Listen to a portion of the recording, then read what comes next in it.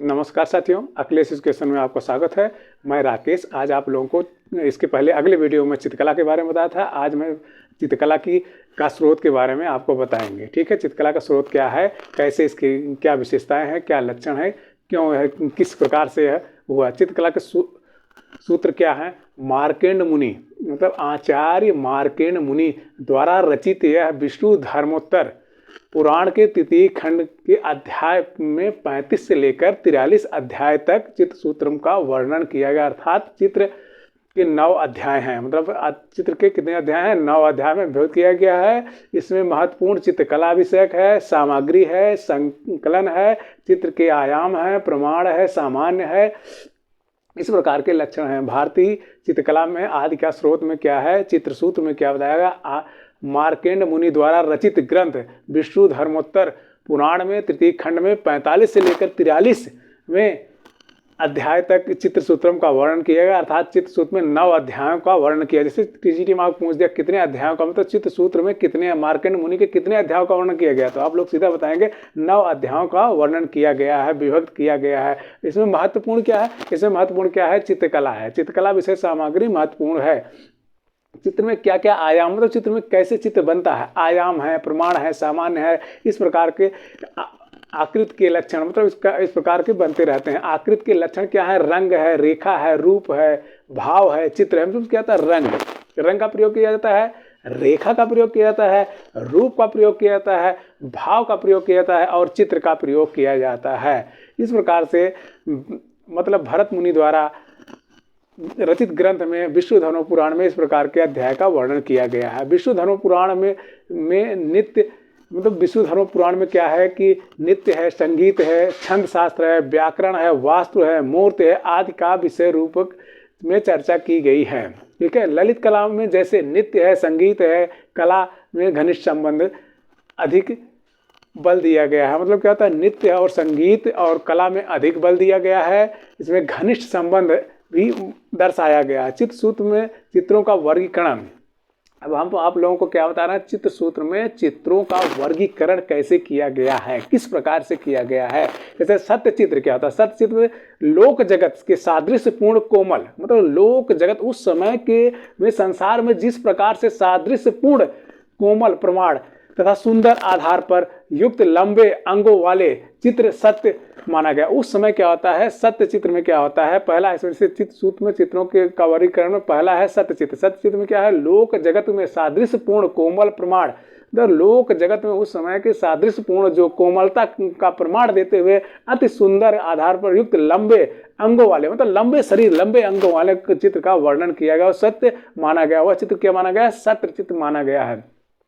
उसमें दूसरा आते हैं तो वैणिक चित्र आता है, जिसमें सुडल, मतलब एक अच्छी शरीर वाला, पूर्ण स्वस्थ हो, लंबा हो और श्रेष्ठ हो, आकृति वाला आधार माप से और पूर्ण रूप से वैणिक चित्र कहा गया है। पूर्ण रूप से क्या कहा गया है? वैणिक चित्र में क्या होता है? मतलब सुडौल पुरुष, लंबा हो, हिष्ट पुष्ट स्वस्थ, लंबा हो पुरुष और श्रेष्ठ हो, आकृति वाला हो, आधार माप से पूर्ण हो, उसे वैणिक चित्र कहा गया। जैसे वैणिक चित्र आपको पूछा, वैणिक चित्र किसे कहा गया? वह सुडौल हो और स्वस्थ हो। जैसे टीजीटी में पूछ दिया वैणिक चित्र किसे कहते हैं, तो वह सुडौल हो और स्वस्थ हो। ठीक है, उसके आगे आता है नागर चित्र। नागर चित्र में क्या आता है? जिसमें सभी अत्यंत दृढ़ हिष्ट पुष्ट हो, मतलब उसमें इस प्रकार का चित्र हो कि अत्यंत दृढ़ हो, हिष्ट हो और पुष्ट हो और मोटा गोल मोल हो न हो, उत्कृष्ट हो, उसे नागर चित्र कहा गया है। सब मोटा और गोल चित्र ना हो, हिष्ट पुष्ट हो, लंबा हो, इस प्रकार के चित्र हो तो वह नागर चित्र कहा जाता है। ठीक है, इसके आगे बढ़ते हैं। चौथा आता है तो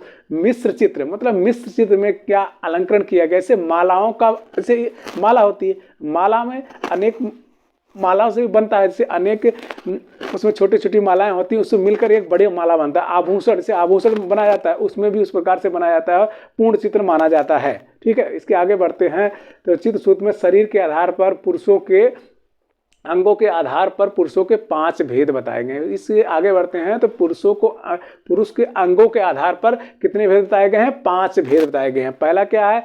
5 भेद बताए गए हैं। पुरुषों के अंगों के आधार पर पुरुष के 5 भेद बताए गए हैं। कौन कौन से है? इसमें हंस है, हंस के समान चमकता हुआ चेहरा, जैसे हंस के समान एकदम चमकता हुआ चेहरा, ठीक। दूसरा क्या है, भद्र है। भद्र क्या होता है, भद्र में हिस्पुष्ट और मुस्कुराता हुआ चेहरा। मालव में क्या होता है, सशक्त हो, धनवान हो, मतलब इसे एक इस प्रकार का पुरुष होना चाहिए जिसमें अनेकों प्रकार के लक्षण मिले, जो है एक योग्य पुरुष हो, उस प्रकार के लक्षण मिले, वो है मालव पुरुष होते हैं। उसके बाद रोचक आता है। रोचक में क्या आता है, रोचक पुरुष मतलब होता है कि इसमें गुडलक, आकर्षक, मधुर, मतलब वो गुडलक हो, अच्छा हो, आकर्षक हो, मधुर हो, इस चीज़ का वर्णन किया जाता है। शशक में क्या आता है, शशक में आता है तो उसमें क्या होता है, चंद्रमा के समान चमकने वाला चेहरा, चंद्रमा के समान चमक हो और अनेक प्रकार का चेहरा चमकता रहे, इस प्रकार का वर्णन उसमें दिखाया गया। ऐसे पुरुष के 5 भेद बताएंगे। इससे क्या होता है, अक्सर टीजीटी परीक्षा में पूछ दिया जाता है क्वेश्चन कि पुरुष के कितने भेद बताए गए हैं। पुरुष को कितने भेद बताए गए हैं, 5 है। पहला क्या है, हंस। दूसरा क्या है, भद्र। तीसरा क्या है, मलब्य। चौथा क्या है, रोचक। पांचवा क्या है, शशक है। मतलब क्या होता है, पुरुषों के 5 भेद बताए गए हैं।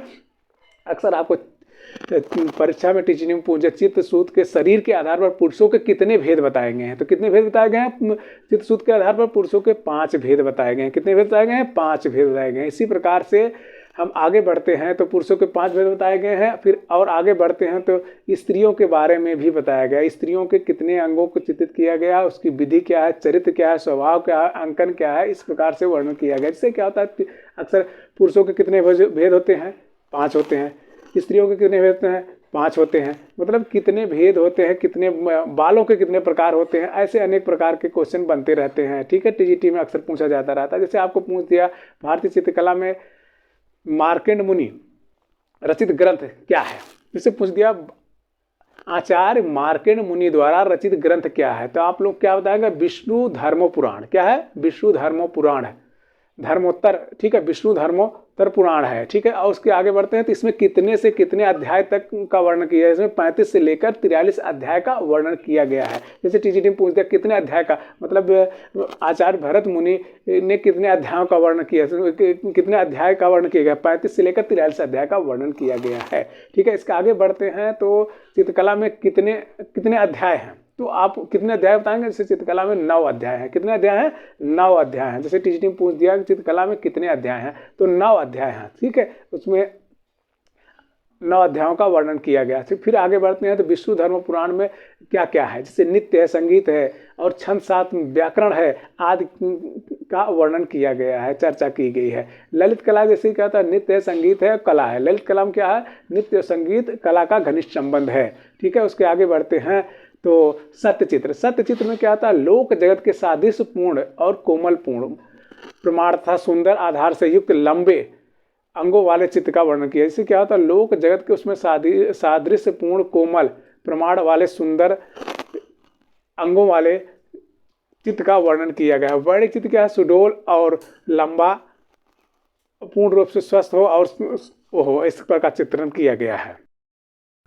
चित्र सूत्र में केसों के प्रकार, जैसे आप लोगों को इसके पहले बताया गया था, पुरुषों के कितने भेद होते हैं, 5 भेद। अब केस के प्रकार, मतलब बाल, केस मन कहता है बाल, कितने प्रकार के पुरुषों के बाल दिखाया गया, दर्शाया गया, कितने प्रकार के हैं, 5 प्रकार के। ठीक है, कितने प्रकार के बालों को दिखाया गया, 5 प्रकार के। ठीक है, पहला क्या है, चित्र सूत्र के में केसों के प्रकार। चित्र सूत्र में क्या है,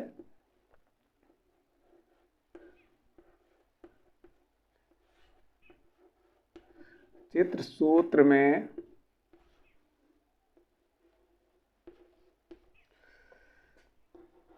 केसों के प्रकार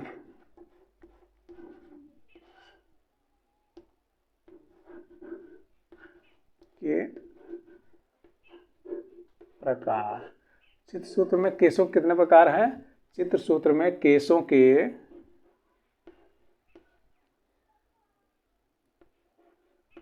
5 प्रकार हैं। कितने प्रकार हैं, केसों के कितने प्रकार हैं, 5 प्रकार हैं। ठीक है, चित्र सूत्र में केसों के कितने प्रकार बताए गए हैं, 5 प्रकार बताए गए हैं। ठीक है, पहला क्या है,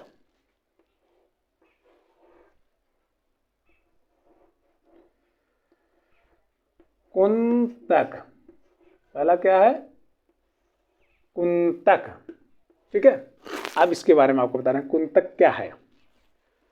कुंतक मतलब होता है लंबे, मतलब क्या होता है, लंबे सुकोमल केस। मतलब कुंतक मतलब क्या होता है, लंबे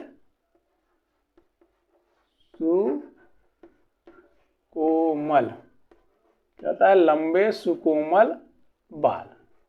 ठीक है, लंबे हो और कोमल हो, सुकोमल बाल, मतलब कुंतक मतलब लंबे सुकोमल बाल। ठीक है, अब दूसरा आते हैं तो दूसरा क्या होता है, दक्षिणावर्त। दूसरा क्या होता है,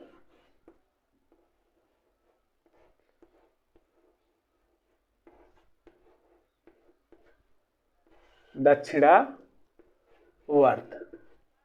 अब इसका अर्थ आपको बता रहा हूं, दक्षिणावर्त।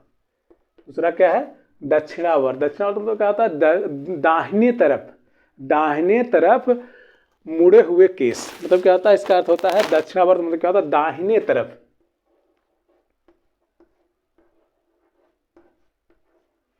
दाहिने तरफ मुड़े हुए,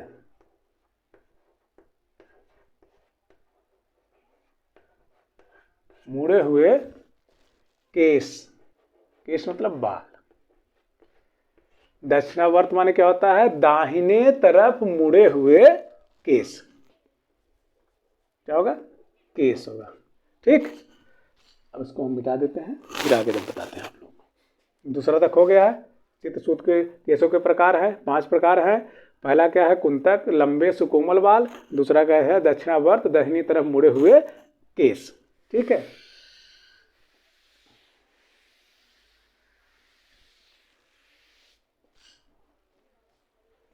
दक्षिण तरफ मुड़े हुए केस। अब तीसरा क्या है, तरंग।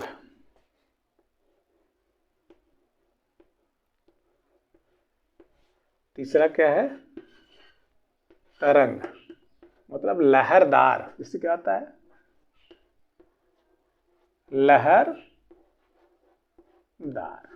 मतलब क्या होता है, तरंग। इससे क्या होता है, तरंग का मतलब होता है, तरंग दिखाए जैसे उत्तेजना, तरंग। ठीक है, वह मतलब लहरदार। जैसे बाल क्या होते हैं, लहरदार केस। मतलब जैसे क्या होता है, कुछ बाल ऐसे होते हैं जो उड़ते हुए दिखाई देते हैं। ठीक है, जैसे हवा में, हवा चल गई, ठीक है, बाल उड़ना शुरू हो गए। लहरदार, लहरों की तरह से लहर नहीं उठती है, समुद्र में लहर उठती है, वैसे बाल भी लहर की तरह उड़ते रहते हैं। ठीक है, लहरदार बाल। ठीक है, अब चौथा क्या है, से तरंग, लहरदार बाल हो गए। ठीक है, अब चौथा क्या आता है, वारी धारा। वारी धारा, चौथा क्या है, वारी धारा। अब इसे आपको बताएंगे, वारी धारा। वारी धारा मतलब कैसे, तरंगदार तो लहरते हुए केस हो गया। और चौथा क्या है, वारी धारा। वारी धारा क्या है, वारी धारा मतलब क्या होता है, जल की धारा के समान सीधे केस। मतलब जैसे जल की धारा, जैसे जल की धारा सीधे होती है, ऐसे बाल होते हैं। मतलब जल की धारा के समान, जैसे जल की धारा बहती रहती है, वैसे समान केस दिखाई देते हैं। ठीक है, उसके आगे बढ़ते हैं तो पांचवा क्या आता है, जुटसर। पांचवा क्या आता है, पांचवा क्या आता है,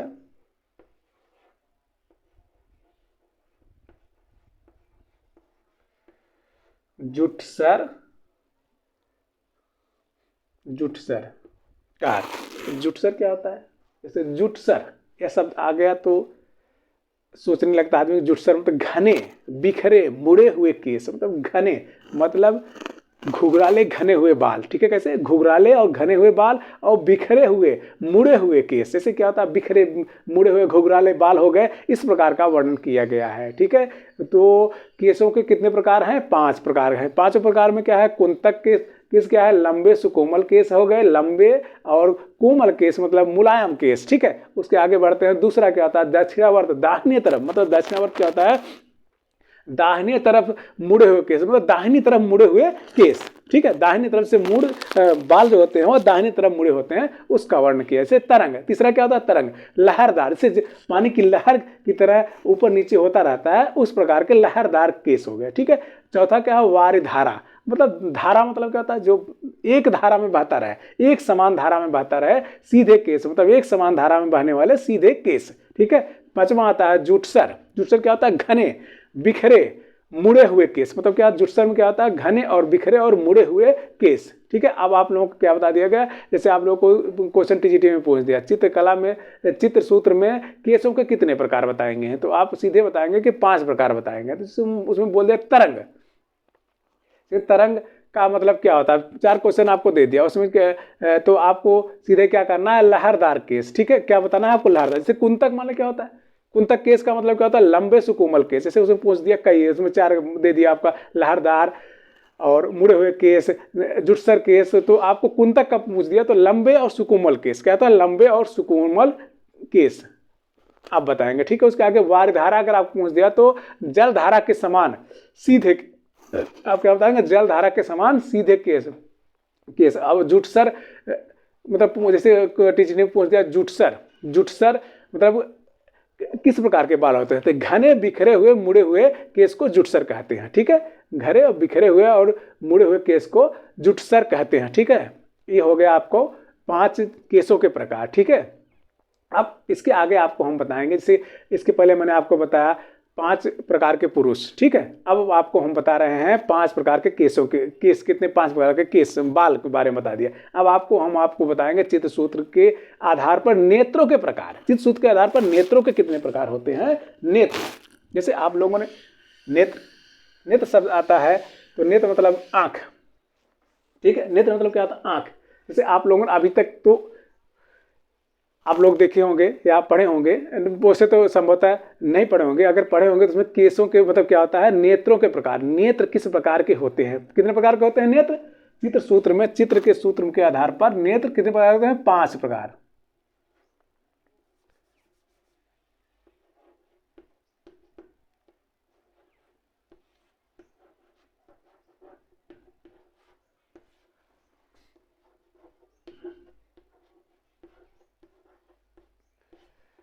नेत्र कितने प्रकार के होते हैं, 5 प्रकार के। कितने प्रकार के होते हैं नेत्र, 5 प्रकार के होते हैं। पहला क्या है, नेत्र कितने प्रकार के होते हैं, 5 प्रकार के। पहला क्या है इसमें, पहला आपका आता है इसे, नेत्र 5 प्रकार के होते हैं ना। पहला क्या होता है, चपलाकृति। कैसा, चपलाकृति, चपलाकृत नेत्र। ठीक है, अब इसके बारे में आपको बताते हैं। चपलाकृत मतलब धनुषा आकार नेत्र, मतलब जिसे धनुष, धनुष देखते हैं कैसा होता है, ऐसे धनुष के आकार का नेत्र। ठीक है, और दूसरा नेत्र के जैसे धनुष के आकार का नेत्र। चपलाकृत मतलब क्या होता है, धनुष के आकार का नेत्र। जैसे ये नेत्र आपका देख रहे हैं ना, ये ऐसे नेत्र बन जाता है। ठीक है, नेत्र में इसे चपलाकृत नेत्र। ठीक है, इसमें क्या होता है, धनुष के आकार, जैसे धनुष होता है उस आकार के नेत्र। जैसे आंख आप देख रहे हैं ना, ठीक है, आंख में कितने प्रकार की आंखें होती हैं, 5 प्रकार की। कितने प्रकार की, 5 प्रकार की। ठीक है, पहला क्या है, चपलाकृत धनुषाकार नेत्र। दूसरा क्या है, उत्पल प्रतिभा। दूसरा क्या है, उत्पल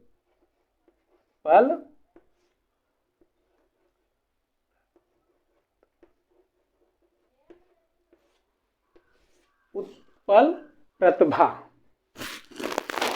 प्रतिभा। ठीक है, अब ये जैसे क्या होता है, पहला क्या होता है, चपलाकृत नेत्र, धनुष, धनुष आकार के नेत्र।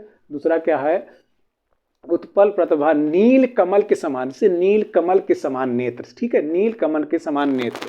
ठीक है, और तीसरा क्या आता है, मत्स्योदरा। तीसरा क्या आता है,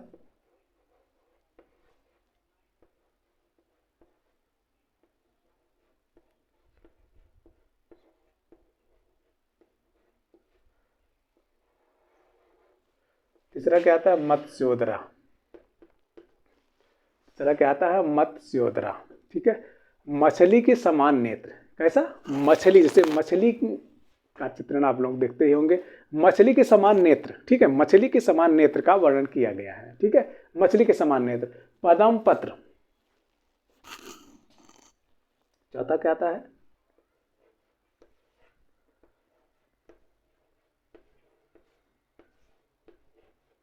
पद्म पत्र। चौथा क्या है, पद्म पत्र। चौथा क्या है, पद्म पत्र। ठीक है, निभा, कमल के पंखुड़ियों के, जैसे कमल की पंखुड़ियां, जैसे कमल का फूल हो गया, उसकी पंखुड़ियों के समान नेत्र, ठीक है, कमल की पंखुड़ियों के समान नेत्र का वर्णन किया गया है। जैसे 4 नेत्र हो गए, जैसे आपको पहला बताया गया कि चपलाकृत नेत्र, दूसरा क्या होता है चपलाकृत मतलब क्या होता है, धनुष के आकार का नेत्र, जैसे धनुष होता है, तीर धनुष होता है, उस प्रकार के नेत्र, ठीक है। उत्पल प्रतिभा, नील कमल के समान नेत्र, ठीक है। मत्स्योदरा क्या होता है, मछली के समान, जैसे मछली आप लोग जान ही रहे हैं, मछली के समान नेत्र, ठीक है। पद्म पत्र निभा माने क्या होता है, कमल के पंखुड़ियों के समान नेत्र, जैसे कमल के पंखुड़ियां होती हैं उसके समान नेत्र, ठीक। अब आपको 5वां बताएंगे, इसको थोड़ा ज़्यादा हो गया है, ये इसको मिटा देते हैं, फिर 5वां बताते हैं, ठीक है।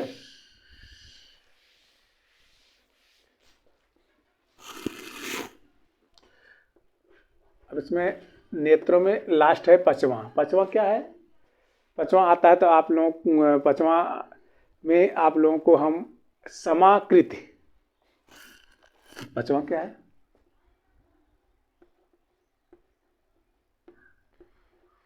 समाकृति, क्या है 5वां, समाकृति, ठीक है। 5वां क्या है, समाकृति, ठीक है। गोलाकार नेत्र, मतलब समाकृति मतलब जैसे गोला, देखिए नेत्र गोलाकार, ठीक है, गोलाकार नेत्र, हल्का ऐसे भी रह सकता है, गोलाकार नेत्र, ठीक है, गोलाकार नेत्र हो गया, ठीक। समाकृत में क्या होता है, गोलाकार नेत्र, ठीक। अब नेत्र के 5 प्रकार हैं, 5 प्रकार को आप लोग बता दिए गए हैं, मतलब चित्रकला में चित्रसूत्र के आधार पर 5 प्रकार के नेत्र बताए गए हैं, ठीक है। अब आगे बढ़ते हैं तो आपको रंग, ठीक है, रंग के आधार पर, चित्रसूत्र के आधार पर रंग कितने हैं, कितने प्रकार के रंग हैं उसका वर्णन किया जाएगा, ठीक है। रंग कितने प्रकार के होते हैं, चित्रसूत्र के आधार पर चित्रकला में कितने रंग, मतलब रंग का वर्णन किया गया है, जैसे ठीक है, कितने रंग का वर्णन किया गया है, 5। जैसे आपको इसके पहले हमने बताया कि मनुष्य के कितने प्रकार होते हैं, 5, ठीक है। केशव के कितने प्रकार बताए गए हैं, 5, ठीक है। और नेत्र को कितने प्रकार बताए गए हैं, 5, कितने प्रकार बताए हैं, 5। अब हम आपको बता रहे हैं कि मतलब रंग कितने होते हैं, चित्रसूत्र के आधार पर रंग कितने बताए गए, जैसे आपको चित्रसूत्र के आधार पर क्वेश्चन 4 बन गया, ठीक है, क्वेश्चन टीजीटी में बन गया, चित्रसूत्र के आधार पर रंग कितने बताए गए हैं, तो कितने बताएंगे आप लोग, 5। कितने रंग बताए गए हैं, 5 रंग बताएंगे चित्रसूत्र के आधार पर, कितने रंग बताए, इसको मिटाते हैं। चित्रसूत्र के आधार पर 5 रंग बताएंगे, चित्रसूत्र के आधार पर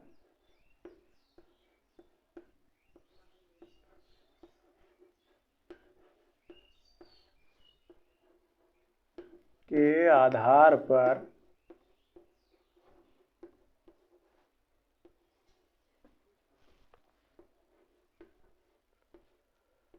5 रंग बताए गए।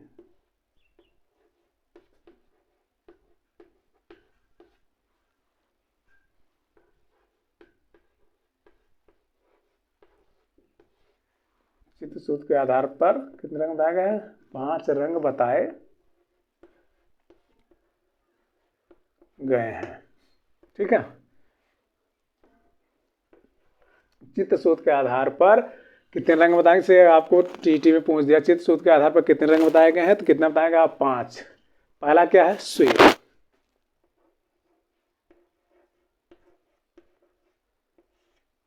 श्वेत माने क्या होता है, सफेद, ठीक है,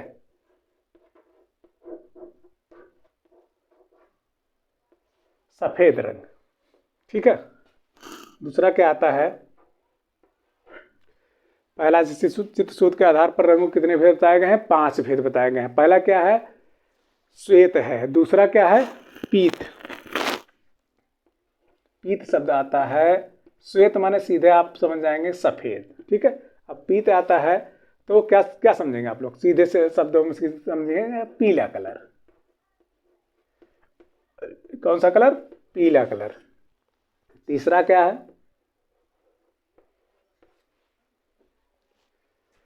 पहला श्वेत है, दूसरा पीत है, तीसरा एकल है, ठीक है।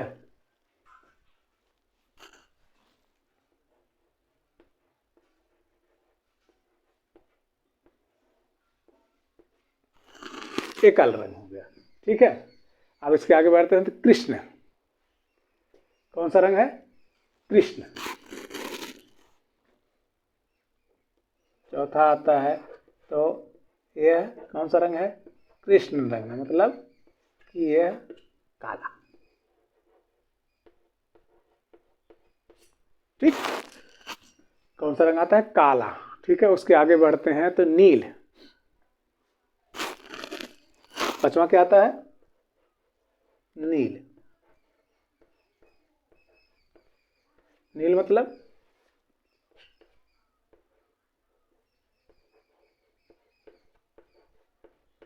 नीला। ठीक है, चित्रसूत्र के आधार पर कितने रंग बताए गए हैं? 5 रंग। 5 रंग क्या है? पहला क्या है? श्वेत है, दूसरा पीत है, तीसरा एकल है, चौथा कृष्ण है और पांचवा नील है। कितने रंग बताए गए हैं? चित्रसूत्र के आधार पर मतलब रंग के प्रकार कितने बताए गए हैं? 5 प्रकार बताए गए हैं। ठीक है, अब उसके आगे हम बढ़ेंगे तो आपको वर्तना को क्या बोलते हैं? वर्तना को छाया बोलते हैं। क्या बोलते हैं? वर्तना को छाया बोलते हैं। चित्रसूत्र में वर्तना को क्या बताया गया है? जैसे आप टीजीटी में पूछ दिया चित्रसूत्र में वर्तना को क्या बताया गया है, तो आप लोग सीधा बताएंगे कि चित्रसूत्र में वर्तना को क्या बताया गया है कि छाया बताया गया है। ठीक है, छाया का प्रयोग किया गया, बताया गया। उसमें वर्तना में जैसे 2 प्रकार के, जैसे पत्रजा रेखिजा और बिंदुजा रेखिजा। ठीक है, इसके रूप और लक्षण क्या है ये बताएंगे आपको। जैसे क्या होता है रूप चित्रण में क्या होता है? राजा तथा देवताओं को एक जैसा सुंदर, तो उस समय रूप चित्रण में क्या होता है? राजा और देवता को एक सुंदर, मतलब क्या होता है? जो राजा होता है उसका सुंदर वर्णन होता है और देवता का, मतलब देवता का चित्र जो बनता है वह सुंदर बनता है। ठीक है, बनना चाहिए। और ऋषियों और मृग चर्म, मतलब ऋषियों, जिससे क्या होता है? ऋषि तपस्या करते हुए मृग चर्म पर बैठा हुआ दिखाया गया, धारण किए हुए दिखाया जाता है। तेज युक्त, मतलब वह क्या होता है? तेज युक्त, मतलब जो ऋषियों का जो ऋषि मुनि होते हैं उनका चित्रण होता है तो वह तेज युक्त होते हैं, मतलब ऐसा बना रहता है कि वह तेज युक्त है। इसी प्रकार देवों गंधर्वों के मुकुट युक्त, मतलब देव और गंधर्व का क्या होता है? देव और गंधर्व को मुकुट से युक्त बताया गया है। ठीक है, उस चित्र में दिखाया गया है। और ब्राह्मण क्या होता है? श्वेत वस्त्र, मतलब ब्राह्मण को वह सफेद वस्त्र को श्वेत वस्त्र पहने हुए दिखाया गया है। मंत्री ज्योतिष पुरोहित आदि को क्या है? सुसज्जित रूप से चित्रित किया गया। मतलब मंत्री और ज्योतिष जो हैं उनको क्या होता है? सुसज्जित रूप से चित्रित किया गया। दैत्य दानव, मतलब जो दैत्य और उस समय दानव थे, दैत्य में जैसे क्या होता है? राशि प्रवृत्ति के लोग जो थे उनका चित्रण जो किया गया था वह भयंकर, मतलब भयानक चित्रण का वर्णन किया गया। मतलब जो दैत्य लोग का चित्रण जो होता है वह भयानक चित्रण किया गया है। ठीक है, अब इसके आगे बढ़ते हैं। जैसे क्या होता है, इसमें भी आपको पूछ दिया कैसे चित्रण में क्या क्या, राजाओं का कैसे चित्र होता है? मतलब सुंदर बनना चाहिए। राजा और देवताओं का चित्र कैसा होता है? सुंदर होता है। ऋषियों का मृग चर्म धारण किए हुए तेज युक्त दिखाया गया। ठीक है, उसके आगे बढ़ते हैं तो इस प्रकार से देवों गंधर्वों में क्या होता है? मुकुट युक्त, उसमें देव और गंधर्व जो होते हैं मुकुट युक्त चित्र बनाए गए हैं। और ब्राह्मण का चित्र कैसे क्या होता है? श्वेत वस्त्र पहने हुए दिखाया गया है, पहने हुए दिखाया गया। मंत्री का चित्र क्या होता है? ज्योतिष और पुरोहित आदि का सुसज्जित करके चित्रित किया गया, मतलब ज्योतिष और पुरोहित आदि को सुसज्जित ढंग से, अच्छे ढंग से चित्रित किया गया है। दैत्य और दानव, ठीक है, जो राक्षसी प्रवृत्ति के लोग होते हैं भयंकर, मतलब उसमें ऐसा चित्रण किया गया ताकि वो भयंकर चित्र दिखे। ठीक है, इस प्रकार का चित्रण किया गया है। अब हम आपको आगे बढ़ेंगे तो जैसे क्या होता है? चित्रसूत्र के आधार पर रस, क्या होता है? रस कितने प्रकार का वर्णन किया गया है? रस का वर्णन किस प्रकार किया गया? चित्रसूत्र के आधार पर 9 रस का वर्णन किया गया है। ठीक है, कौन कौन से रस का वर्णन किया गया? 9 रस का वर्णन किया गया। चित्रसूत्र के आधार पर कितने रस का वर्णन किया गया है? 9 रस का वर्णन किया गया है। इसके क्या चित्रसूत्र के आधार पर चित्रों के कितने लक्षण रसों का वर्णन किया गया है? ठीक है, कौन कौन से 9 रस का वर्णन किया? जैसे क्या होता है? चित्रसूत्र में टीटी में पूछ दिया चित्रसूत्र में कितने रस का वर्णन किया गया, तो आप लोग सीधे बताएंगे 9 रसों का वर्णन किया गया। श्रृंगार रस के चित्र में क्या वर्णन किया? जैसे श्रृंगार रस हो गया तो लवण युक्त रेखा तक कोमलता और कांति, मतलब उस समय की रेखाएं जो होती थी लवणता युक्त कोमलता की रेखाएं श्रृंगार रस के अंतर्गत आती हैं। हास्य रस के चित्र में क्या होता है? बौने आदि के चित्र बनाए गए हैं। छोटा बौना चित्र जैसे क्या हो, हास्य पद चित्र हो उस प्रकार के बनाए गए हैं। करुणा के चित्र में क्या होता है? विरह, विरह याचना और दयनीयता का चित्र। मतलब क्या होता है करुण रस में क्या होता है, विरह याचना, जैसे क्या होता है उस समय किसी के पास, किसी राजा के पास कोई याचना करने जाता है, दयनीयता के साथ जाता है, वह वो दया भीख मांगता है, इस प्रकार का विरह का वर्णन करुणा के चित्र में विरह याचना मतलब विरह याचना करते हुए दिखाया गया है। रौद्र रस के चित्र में क्या होता है, कठोरता और विकरालता, चमकते हुए वस्त्र। रौद्र रस में क्या होता है, क्रोध, इससे क्या होता है क्रोध, रौद्र माने होता है गुस्सा, मतलब क्रोध, कठोरता, विकरालता मतलब विकराल रूप होता है, चमकते हुए वस्त्र का वर्णन किया है। और वीर रस में क्या होता है, जिससे क्या होता है कोई प्रतिज्ञा मतलब क्या होता है, जैसे आपने रामायण महाभारत में प्रतिज्ञा करते हुए देखा, युधिष्ठिर प्रतिज्ञा कर रहे हैं, भीम प्रतिज्ञा कर रहे हैं, अर्जुन प्रतिज्ञा कर रहे हैं, सब प्रतिज्ञा करते हुए उसमें उसका वर्णन किया गया है। तो वह वीर रस में आता है। जितनी प्रतिज्ञा संबंधित चित्र आएंगे आपको वह वीर रस से संबंधित आएंगे। भयानक रस में क्या आता है, क्रूरता। भयानक रस में क्या होता है, क्रूरता का वर्णन किया, जैसे कोई किसी को मार रहा है, कोई सैनिक या मतलब जैसे क्या होता है उस समय के राक्षस जो क्रूरता का वर्णन करते हुए किसी सन्यासी को या किसी योगी को मार रहे हैं तो उसका वर्णन किया जाता है, भयानक रस में आता है। उसके आगे बढ़ते हैं विभत्स रस, क्या होता है, कापलिक शमशान मतलब उसमें शमशान का वर्णन जो भी किया जाता है उस समय का उसका वर्णन किया गया है। ठीक है, इसके आगे बढ़ते हैं अद्भुत रस, क्या होता है, रोमांच, चिंता, विनय आदि मतलब रोमांचकता का वर्णन किया गया, चिंता का वर्णन किया गया, विनय, दया मतलब विनय, निवेदन का वर्णन किया, आदि का वर्णन किया। शांत रस क्या होता है, ध्यानावस्था, आकृतियों का चित्रण हो। इसमें क्या होता है, शांत रस में क्या होता है, ध्यानावस्था की आकृतियों का वर्णन चित्रण किया गया है। जैसे क्या होता है आप लोगों को हमने बताया कि चित्रसूत्र के आधार पर कितने रस के बताए गए हैं, 9 रस बताए गए। 9 रस में क्या होता है, श्रृंगार रस का वर्णन होता है, हास्य रस का वर्णन होता है, करुण रस का वर्णन होता है, रौद्र रस का वर्णन होता है, वीर रस का वर्णन होता है, भयानक रस का वर्णन होता है, विभत्स रस का वर्णन होता है, अद्भुत रस का वर्णन होता है, शांत रस का वर्णन होता है। जिसमें क्या होता है कि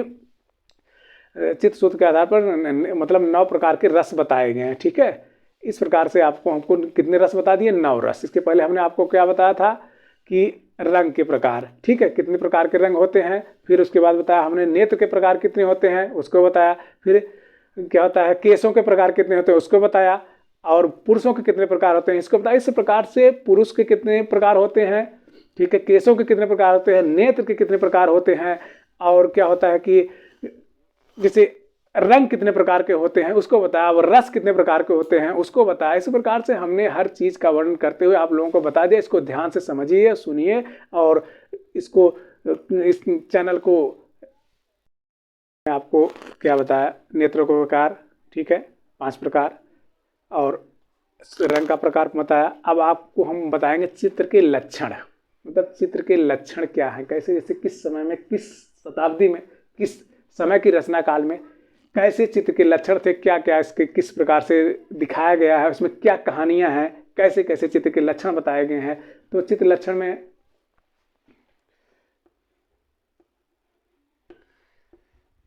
चित्र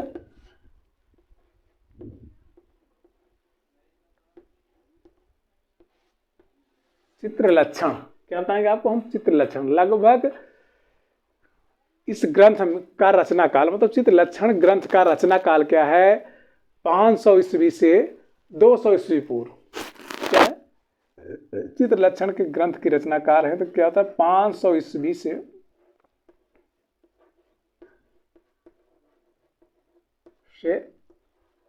200 ईस्वी पूर्व। क्या है, 200 ईस्वी पूर्व का वर्णन चित्र लक्षण में किया गया। कितने, 500 ईस्वी से लेकर 200 ईस्वी पूर्व में के मध्य माना जाता है। कितने आता है, 200 ईस्वी पूर्व, 500 से 200 ईस्वी पूर्व के मध्य माना जाता है।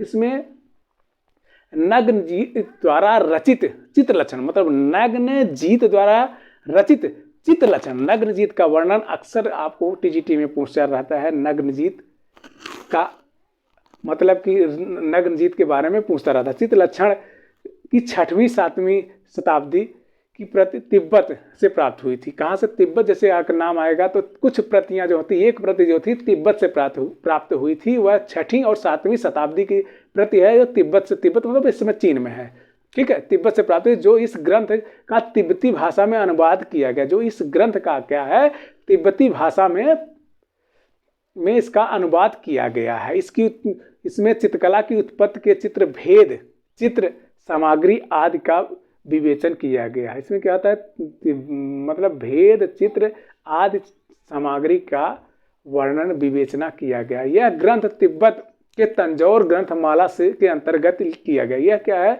तिब्बत ग्रंथ के तंजौर ग्रंथमाला के अंतर्गत किया गया है। यह ग्रंथ 3 अध्याय ही चित्र प्राप्त हुई। इस ग्रंथ में क्या होता है, 3 अध्याय में ही चित्र प्राप्त हुए। इस ग्रंथ में क्या होता है, 3 अध्याय में ही चित्र प्राप्त हुए हैं। चित्र लक्षण के 3रे अध्याय में चित्र रचना संबंधी सिद्धांतों की रचना की है। चित्र लक्षण के 3रे अध्याय में चित्र लक्षण संबंधी सिद्धांतों की रचना की गई है। चित्र में क्या होता है, चित्र के लक्षण संबंधी सिद्धांतों की रचना की गई है।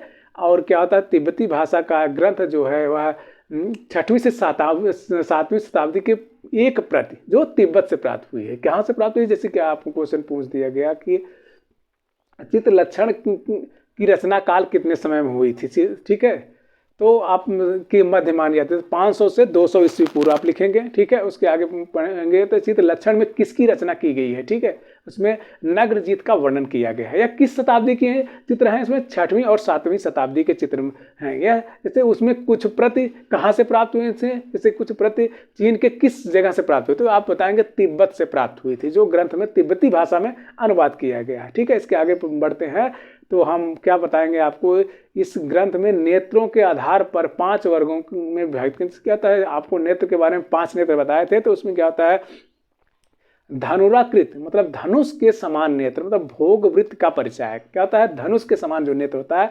धनुषाकृत नेत्र होता है। क्या होता है, भोग वृत्त का परिचय मतलब भोग विलास का परिचय दिखाया गया, तो उस प्रकार का वर्णन किया गया। उत्पल पत्राकृत क्या होता है, सामान्य स्वरूप का परिचय मतलब सामान्य रूप से जो नेत्र होते हैं उसका परिचय दिया गया है, ठीक है। उसके आगे बढ़ते हैं तो मत्स्योदराकृत क्या होता है, प्रेमी था प्रेम क्या हो, राजा के चित्र मतलब क्या होता है, मत्स्योदराकृत जो नेत्र बनाए गए हैं वह क्या होता है, प्रेमी प्रेम क्या हो, राजा के चित्र का नेत्र बनाया गया। पद पत्राकृत नेत्र यह क्या होता है, भय तथा क्रंदन कुंदन और का परिचायक नेत्र है, मतलब क्या भय, जिसे भय दिखाना का परिचायक होता है। पत्राकृत नेत्र जो होते हैं वह भय, जैसे कुछ आदमी से आप देखेंगे कि कुछ आदमियों के नेत्र ऐसे होते हैं जैसे भयानक नेत्र लगते हैं, ठीक है, उसी प्रकार से उस नेत्र को क्या होता है, पद पत्राकृत नेत्र कहा जाता है। जैसे कुछ कुटिल क्या है, 5वां नंबर पे आते हैं तो कुटिल दृश्याकृत मतलब क्या होता है, 5वां क्या होता है, कुटिल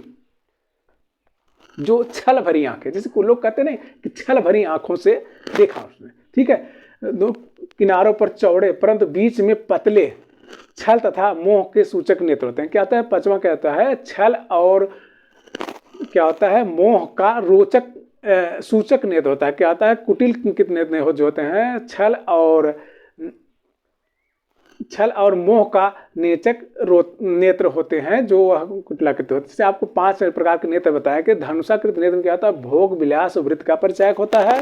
और दूसरा क्या होता है, उत्पल पत्राकृत नेत्र होते हैं जो सामान्य स्वरूप का परिचायक होते हैं। और उसके तीसरा आते हैं मत्स्योदराकृत नेत्र क्या होते हैं, प्रेमी तथा प्रेमिकाओं और राजा के चित्रों का वर्णन किया गया है इसमें, ठीक है। पत्राकृत नेत्र में क्या होता है, जिसमें भय तथा क्रंदन का परिचायक नेत्र होते हैं, मतलब भय दिखाने वाला नेत्र जो होते हैं उसका वर्णन किया है। कुटिलाकृत नेत्र क्या होता है, जैसे कुटिल आंखों से देखना परंतु बीच में पतले छल और मोह का सूचक होते हैं, वह कुटिलाकृत नेत्र होते हैं, ठीक है। आप लोगों को नेत्र के बारे में इसको विस्तार से बता दिया गया है, नेत्र कैसे होते हैं, किस प्रकार के नेत्र का क्या परिचय होता है, किस प्रकार के नेत्र में क्या दिखाया गया है, क्या दर्शाया गया है, कैसे नेत्र होते हैं, किस प्रकार के नेत्र होते हैं उसको बताया गया। जैसे आप लोगों को अक्सर टीजीटी में पूछेंगे जरूर, क्वेश्चन अवश्य बनते हैं कि नेत्र किस प्रकार के होते हैं, कितने प्रकार के होते हैं, क्या किसी नेत्र का पूछ दिया तो उसका आप ऐसे ही उच्चारण कर देंगे, ठीक है। आगे बढ़ते हैं, चित्रकला की उत्पत्ति की मनोरंजक कथा। आप क्या बताएंगे, चित्रकला की उत्पत्ति की मनोरंजक कथा,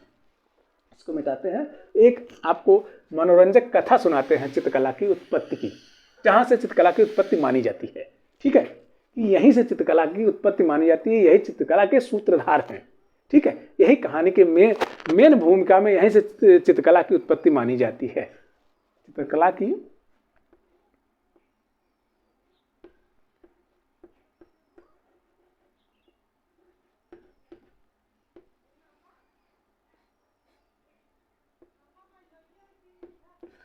चित्रकला की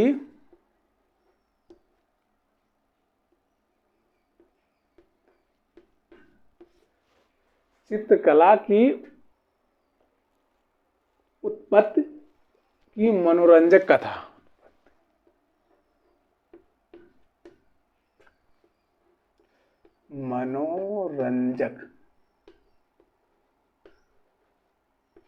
चित्रकला की उत्पत्ति की मनोरंजक कथा। चित्रकला की उत्पत्ति की मनोरंजक कथा क्या है? चित्रलक्षण के प्रथम अध्याय में चित्रकला की उत्पत्ति कथा आती है।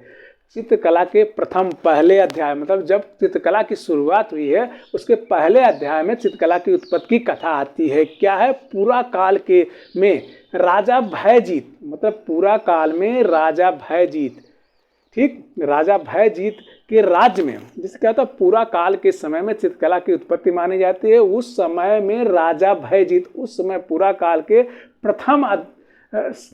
प्रथम अध्याय में क्या होता है, चित्रकला की उत्पत्ति मानी जाती है। उसमें राजा भयजीत के राज्य में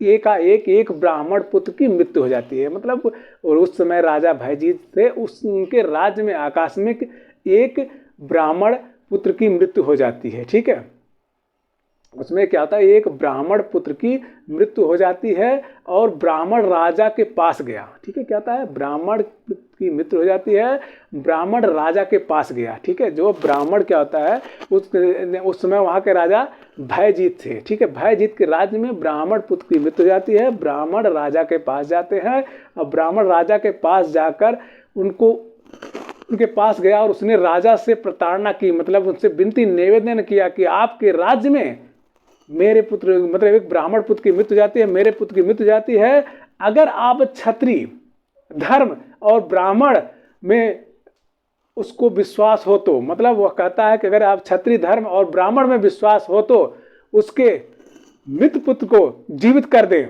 यह सुनकर, मतलब ब्राह्मण याचना करता है कि मेरे मरे हुए पुत्र को अगर आप जीवित कर देते हैं तो यह, मतलब जीवित कर दें, इस प्रकार की विनती निवेदन करता है, उनसे कहता है। यह सुनकर राजा धर्मात्मा दुखित होते हैं, मतलब उस समय राजा दुखी हो जाते हैं, अपने धर्मात्मा राजा दुखी हो जाते हैं। उसने योग को, मतलब क्या होता है, राजा दुखी होकर गुस्सा हो जाते हैं। उसके बाद योग के बल पर, अपने योग और साधना के बल पर यमराज को प्रकट कर देते हैं। मतलब क्या होता है, योग और साधना के बल पर उन्होंने यमराज को प्रकट कर देते हैं। योग और साधना के बल पर यमराज को प्रकट कर देते हैं। ठीक है, यम प्रकट हो जाते हैं। यम और मतलब यम से राजा क्या करता है, विनती निवेदन करता है कि इस पुत्र को, आप ब्राह्मण पुत्र को जीवित कर दीजिए। लेकिन क्या होता है कि यम ने उनकी याचना को अस्वीकार करते हैं। यम उनकी याचना को अस्वीकार करते हैं तो राजा और यम, राजा क्रोधित हो जाता है, राजा और यम के बीच युद्ध हो जाता है, भीषण युद्ध होता है। उसके बाद यम पराजित हो जाते हैं। क्या होता है, भीषण युद्ध होता है,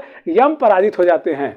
ठीक है, यम पराजित हो जाते हैं तो यम, जैसे क्या होता है, राजा और क्या होता है, राजा और राजा के बीच में भीषण युद्ध होता है। क्या होता है, यम और राजा के बीच में भीषण युद्ध होता है, यम पराजित हो जाते हैं। उसके बाद जब यम पराजित हो जाते हैं तो वहाँ ब्रह्मा प्रकट हो जाते हैं और वह भयजीत को मृत चित्रण का अंकित करने का आदेश, मतलब क्या होता है, उस समय जो राजा थे उनको बोले कि ब्रह्मा ने कहा कि वो जो ब्राह्मण का मृत्यु चित्र है उसका आप वर्णन कर दीजिए, एक उसका मृत्यु ब्राह्मण का चित्र आप बना दीजिए। आदेश देते हैं कि उस चित्र को आप बना दीजिए। उसके बाद चित्र में क्या ब्राह्मण क्या होता है, राजा भयजीत चित्र बनाना शुरू कर देते हैं और चित्र में ब्रह्मा जैसे चित्र बनाते हैं, राजा भयजीत चित्र बनाते हैं तो ब्रह्मा क्या करते हैं, उसमें प्राण डाल देते हैं। ठीक है, ब्रह्मा ने भयजीत से कहा, मतलब उसमें प्राण डाल दिया और उनसे कहा, उन्होंने कहा कि आता है आज से तुम्हारा नाम नग्नजीत हुआ। क्या हुआ, तुम्हारा नाम क्या होता है, राजा भयजीत थे, उनका नाम क्या हुआ, आज से तुम्हारा नाम नग्नजीत हुआ। तुमने तो नग्न प्रेतों पर विजय प्राप्त कर ली है और मृत लोक के तुम एक ऐसे राजा आचार्य माने जाओगे, तुम्हारी पूजा होगी। मतलब राजा भयजीत को ब्रह्मा ने कहा कि आप, मतलब कि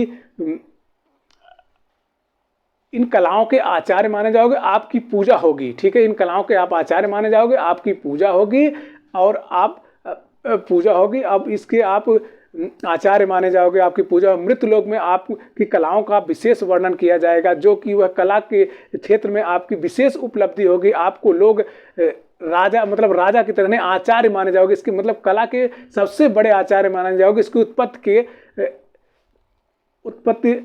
उत्पत्ति के सहायक माने जाओगे। आपकी इसकी उत्पत्ति में आपकी भूमिका अहम मानी जाएगी। ठीक है, नग्न प्रेतों पर विजय प्राप्त करने वाले आप ही एक सर्वश्रेष्ठ राजा माने जाओगे। जो आपकी पूजा होगी, आपका वर्णन होगा कि आपने यम को पराजित किया। ठीक है, यम को पराजित किया, उसके बाद क्या होता है कि चलिए सुनिए आपसे इस कहानी को एक बार और विस्तार से बताते हैं। ठीक है, चित्रकला की उत्पत्ति की मनोरंजक कथा है। इसमें उत्पत्ति की क्या होता है, पूरा काल के समय में राजा भयजीत के राज्य में आकस्मिक एक ब्राह्मण पुत्र की मृत्यु हो जाती है। ब्राह्मण राजा के पास गया, मतलब ब्राह्मण पुत्र की मृत्यु हो जाती है। ब्राह्मण राजा के पास जाता है और याचना करता है और राजा को प्रताड़ना देता है कि मेरे पुत्र की मृत्यु हो गई है। आप अगर क्षत्रिय धर्म में विश्वास है, अगर ब्राह्मण हमको मानते हैं आप, तो मेरे मृत पुत्र को जीवित कर दीजिए। और यह सुनकर धर्मात्मा राजा दुखी हो जाता है। उसने योग के बल पर यमराज को प्रकट कर देते हैं। यमराज से विनती निवेदन करते हैं कि आप ब्राह्मण पुत्र को जीवित कर दीजिए। याचना करते हैं, प्रार्थना करते हैं, लेकिन क्या होता है, यमराज प्रार्थना को अस्वीकार कर देते हैं। और करने के बाद यमराज और राजा के बीच भीषण युद्ध हो जाता है। इस युद्ध में क्या होता है, यम पराजित हो जाते हैं। उसके बाद ब्रह्मा प्रकट हो जाते हैं। क्या होता है, यम पराजित हो जाते हैं तो और ब्रह्मा प्रकट हो जाते हैं। ब्रह्मा प्रकट हो जाते हैं तो भयजीत को कहते हैं कि आज से, मतलब भयजीत को कहते हैं कि आप इस ब्राह्मण पुत्र के चित्र को अंकित करिए। ठीक, आदेश देते हैं। और क्या होता है, राजा भयजीत जो होते हैं ब्राह्मण पुत्र के चित्र को बनाना शुरू करते हैं। तो ब्रह्मा उसमें क्या करते हैं, प्राण डाल देते हैं। ब्राह्मण पुत्र मतलब उस चित्र में प्राण डाल देते हैं। तो ब्रह्मा ने कहा कि आज से आप क्या होते हैं कि आज से आप भयजीत कहे जाएंगे। तुमने तो नग्न प्रेतों पर विजय प्राप्त कर ली है। आज से तुम्हारा नाम क्या होगा, नग्नजीत हो गया। तुम्हारा नाम नग्नजीत हुआ। तुम सृष्टि के पहले चित्र मृत लोक के इस कला के नाम से आचार्य माने जाओगे। मतलब क्या होता है, मृत लोक में इस कला के तुम आचार्य माने जाओगे, तुम्हारी पूजा होगी। इस वीडियो के साथ हम अपनी बात इसको आज का वीडियो ही समाप्त करते हैं। अखिलेश एजुकेशन चैनल को सब्सक्राइब करिए, लाइक करिए, कमेंट करिए। इसमें जो त्रुटि हो उसको सुधारने का कष्ट करें।